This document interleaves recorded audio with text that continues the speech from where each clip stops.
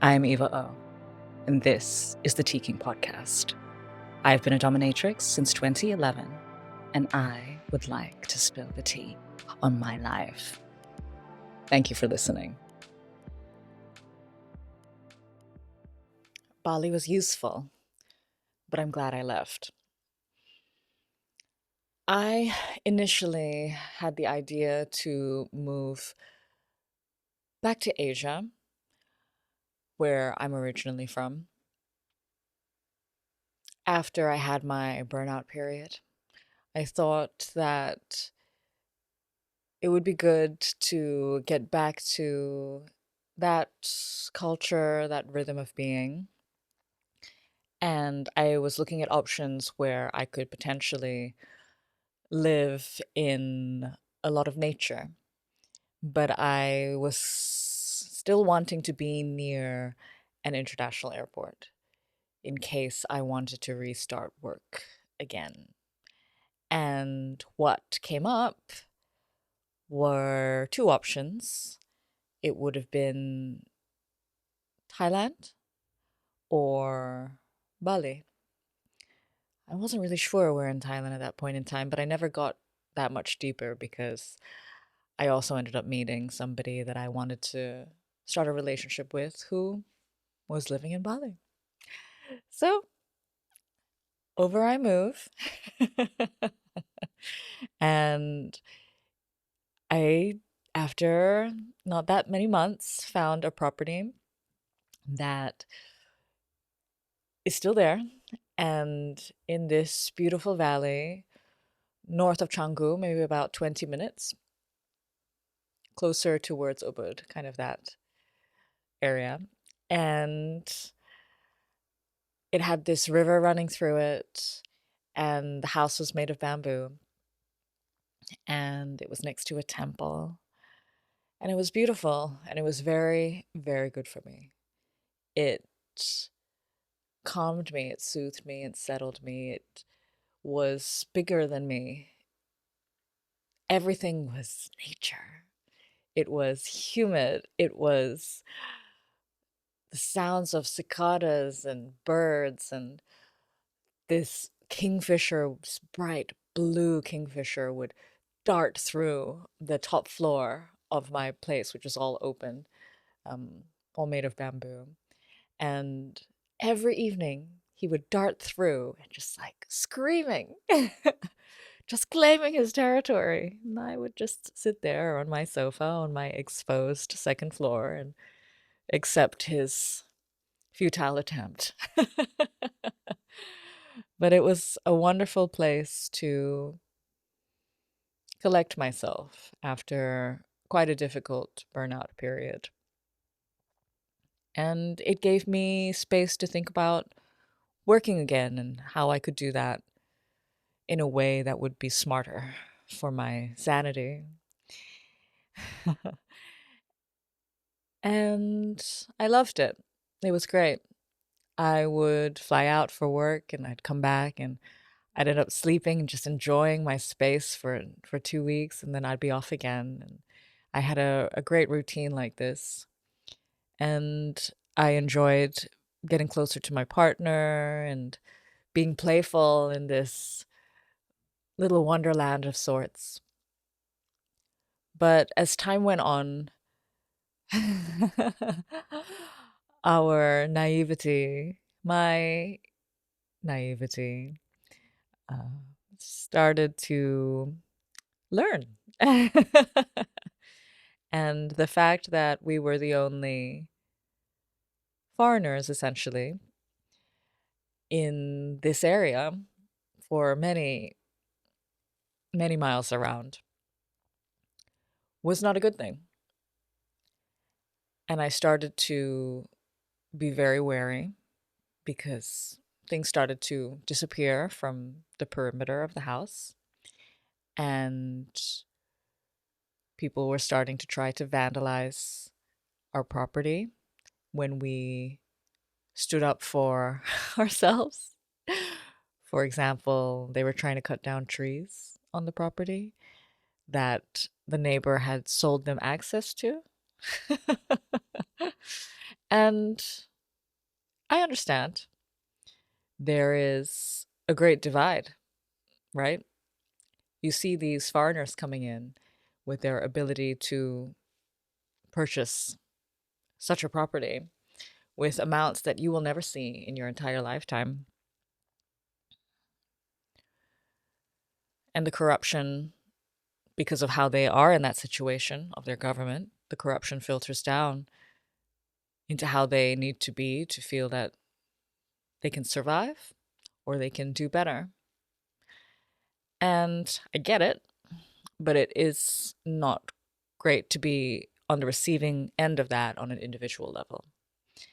And so, even though I had a great affinity for the space, my partner had great frustrations, and we moved back to the city. The city being Canggu, which is still not a city, but very busy. And you don't have that much land. And as soon as I walked into our concrete home, I cried because I got there and I realized that this was my home now, and I couldn't hear a single animal. It was dead to me. Literally, I felt like the space was dead, that there was no life to it.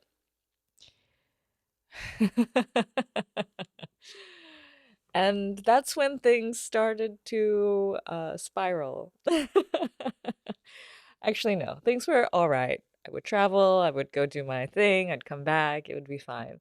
But it was when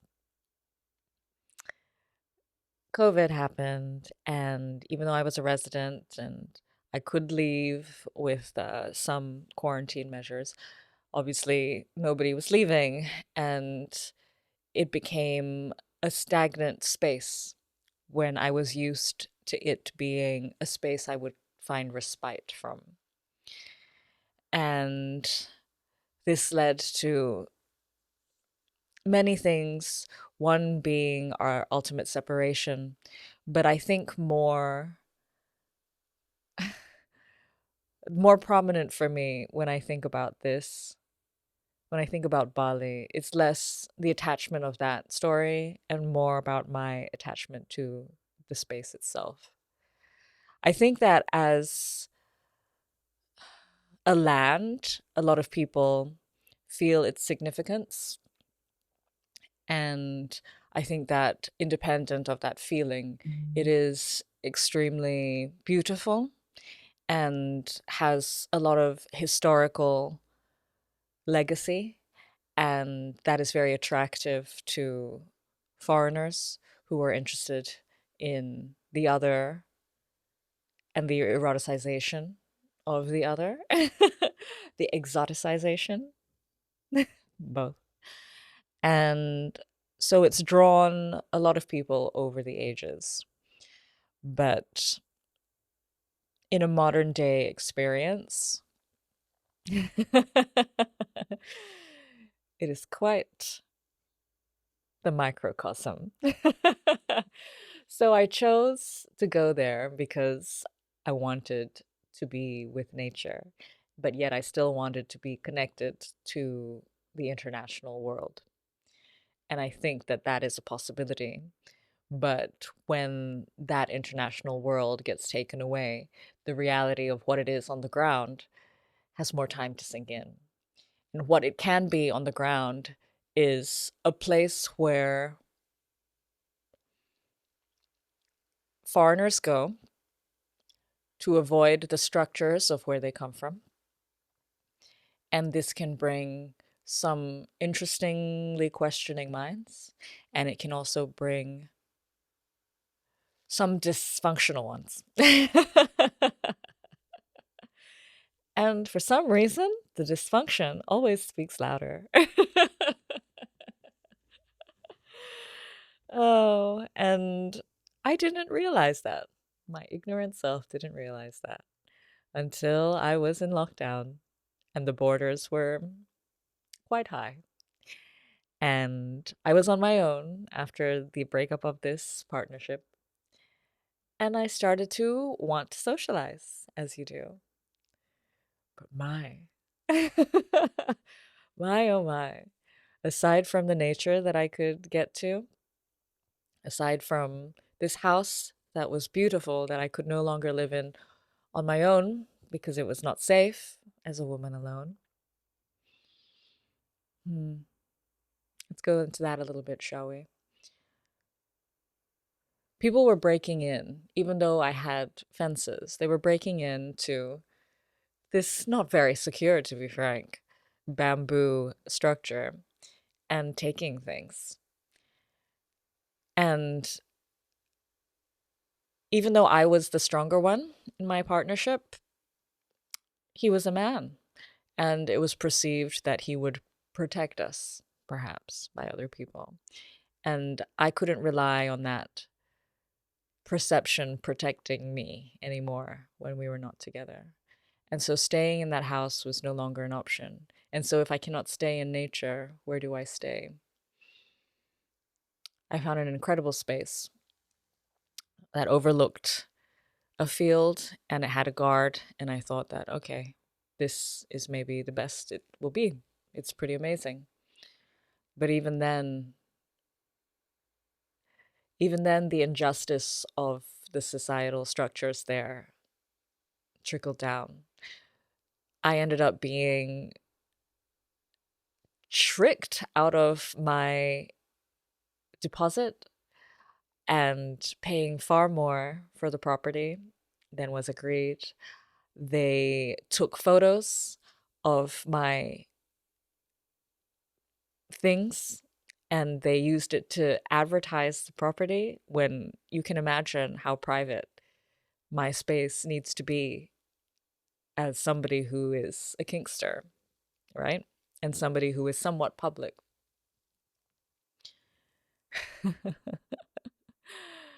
So the corruption filters down, and the dysfunction of many people who were there was very much coming to light. And it was quite a lockdown. now, now that times have moved on, and I've left during lockdown, so perhaps things have shifted and hopefully for the better. It's not as pronounced in terms of its dysfunction, but I still understand that the corruption is heavy. And so even though I have this beautiful space that I found, thankfully, someone who really appreciates it to look after it, I can't be there anymore. it's just it's just I already live with so much potential instability with my identity as somebody who just by purely existing challenges a societal framework. So being within something that does not accommodate fairness is worrying. And I felt that when I considered living alone at that nature property, I felt that I could be harmed.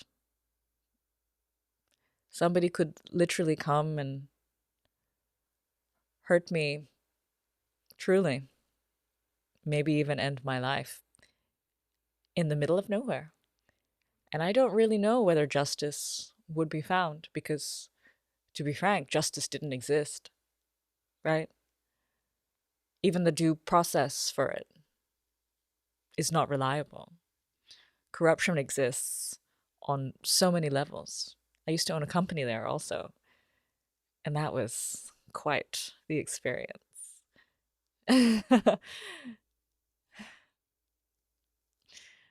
The story of that for another time. But as lockdown happened, and I found this space for myself that I didn't yet realize I was being duped through, I started to reach out to the kink community. And I immediately saw somebody from my company at one of the events. And as the owner of this company, of over 200 people. That was a wake-up call. Because they didn't understand or know about the crossover within that particular company. And in a conservative space where corruption is rife, did I want that information being able to be held at my neck? No. So that aside, me meeting the kink community there, they had a lot of parties. They were a little bit more on the swinging side of things for my liking, but there was a community, but it's a small one. And it felt a little intimidating for me, for people to be aware of who I was.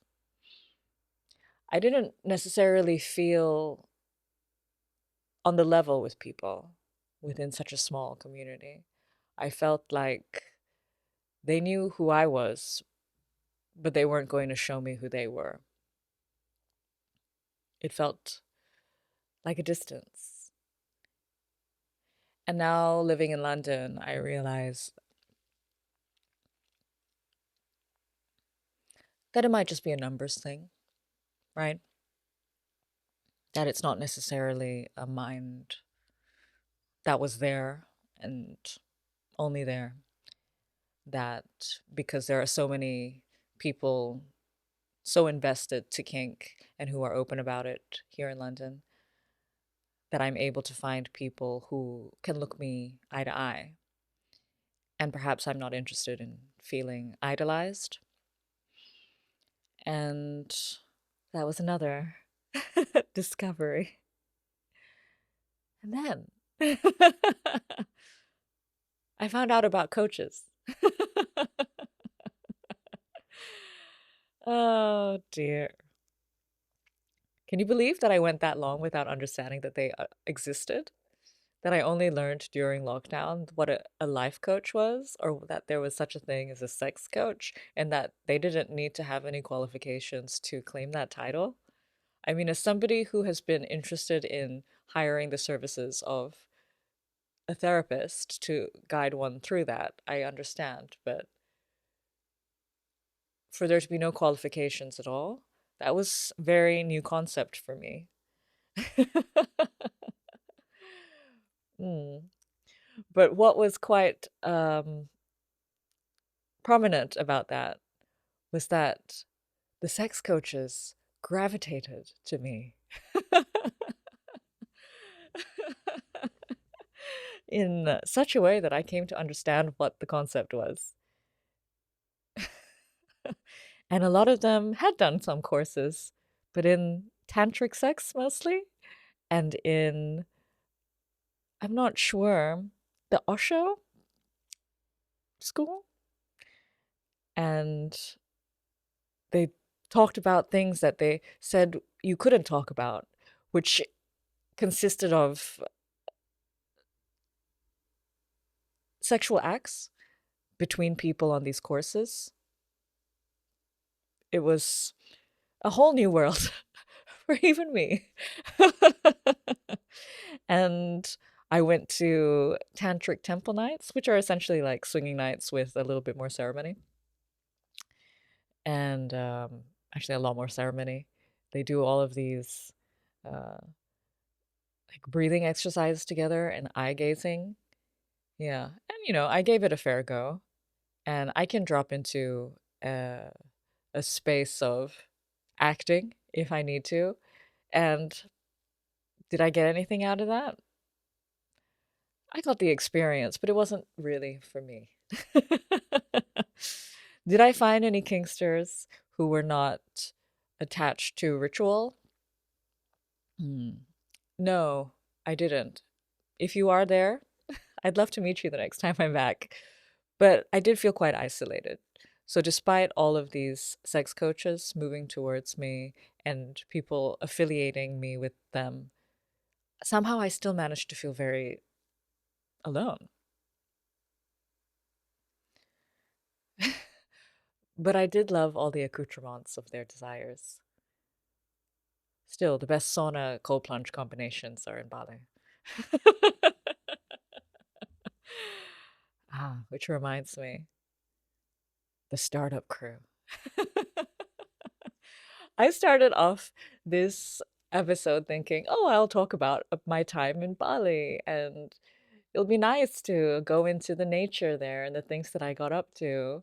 But now it's like a gossip session on the different identities and communities that are there, which I guess is fine because what does that say to me? I guess it says to me that that's what made the biggest impression for me to leave eventually. I mean, it I was speaking to one of the founders of one of the AI companies that have been courting me, and he had just come back from Bali, or he was living in Bali, and he said something interesting that made me rethink the whole startup founder goes to Bali, starts wearing all white linen thing, because I had contempt for it. But what he said to me recently was, I went there and there wasn't anything else to do but think about my life. And I'd never done that before. And I thought, oh, damn, sorry. But good for you. So I am lucky in that I come from a family, an upbringing where people were always interested. My family were always interested in what my mind was going through about my experience. And that taught me to be interested in my own experience. And that helps me move through life in a way that feels settled somehow. More questions lead to settling. Not sure how that works, but it seems to work for me. And I realized that these people who are going there and who find themselves wearing this white linen and finding these rituals and finding these gatherings and communities around that, they're looking for that self awareness, that comfort with self. And I'm very comfortable with myself. And I don't want to do these huge life changing rituals. Or if I do, it'll be experiential and I'll be open to what it has to tell me, but I'm not going to call it God when it is done. And I think that was the tone that I was getting from the communities that I encountered during lockdown. And so as soon as I could, I left. I left my beautiful home in the valley to somebody who loves it so much. And I feel so happy that it's cared for. And I left behind my hopes to connect with people who were very hard to find in a place that attracts the lost, the misfits. But perhaps I like a different kind of misfit. Oh, I need to go back because clearly there are people who are running things that are solid, who are established and doing just fine with themselves, but maybe it was harder to find them during lockdown. I still have a massive storage unit there, full of the things from my house that I will never be able to fit into anywhere that I will ever be able to afford in London. So if anybody wants a cage or a 2 by 3 meter leather bench or the like, send your pitch. And maybe I'll come visit it. at yours sometime. But it's good to be here now in London, at least for now. Maybe I will also find a moment in time when I will need to move on.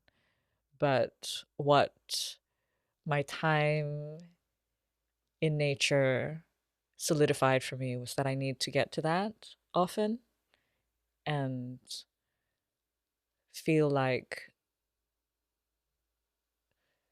the weight of birds and trees and the feeling in the air that is jungle or forest is bigger than I am. I need to do that often, ideally once a month in nice detail. But it also taught me that I need community, and it is so important to my sanity, and it's so important to my kindness, because when I'm frustrated, when I don't feel heard, when I don't feel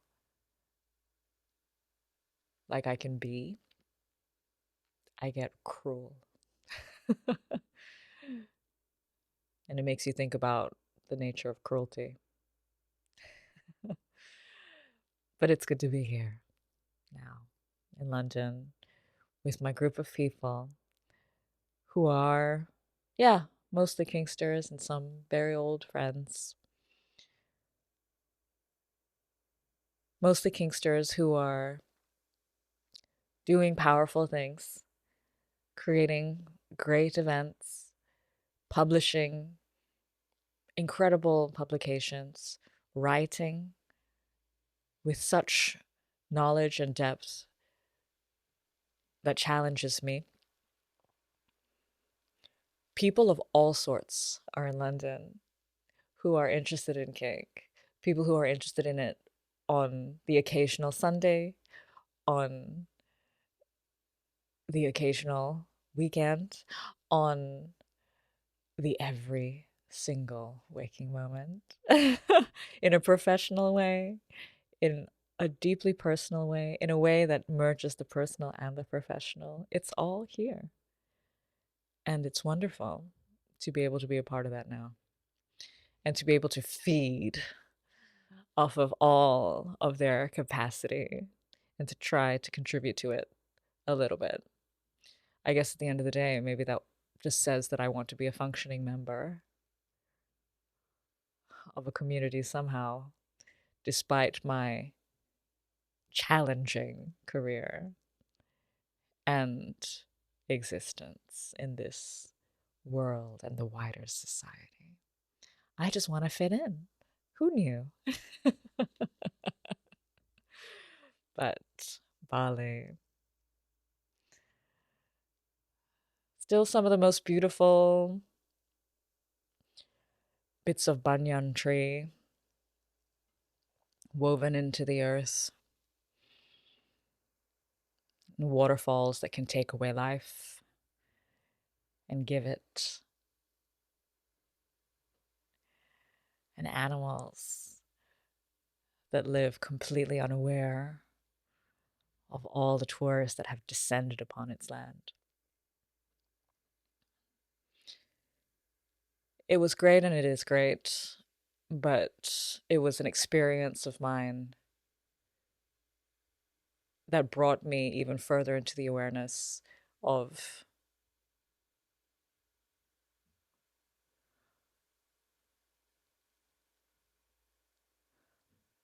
what hiding from yourself can look like until it breaks. You throw out your wardrobe and you buy the white linen. I mean, like, I can't wear anything but black. I get everything dirty immediately. So how are they doing this? I mean, it's Bali. It's not clean.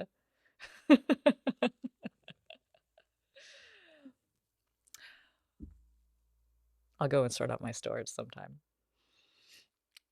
So, thank you for listening, and I'll speak to you next time.